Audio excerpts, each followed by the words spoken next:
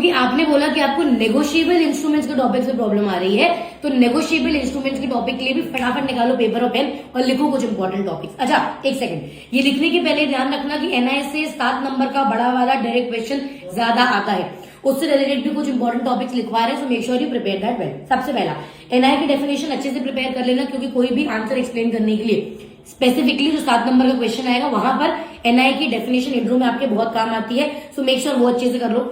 दूसरा, promissory note, check और bill of exchange, इनके कंडीशंस और इन तीनों के बीच में difference.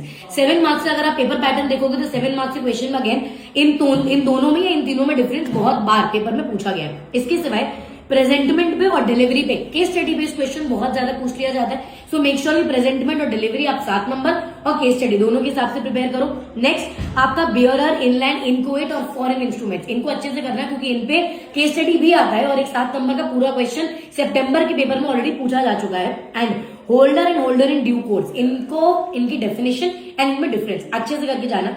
So if you prepare at least these topics for negotiable instruments तो आपका काफी हद तक पेपर सॉर्ट हो जाएगा। पर ध्यान रहे, अगर पेपर में एनआई करके नहीं जा रहे हो तो रेगुलेटरी फ्रेमवर्क और एलएलबी के कुछ फिक्स टॉपिक्स हैं, एटलीस्ट उनको हर हालत में देखकर जाना।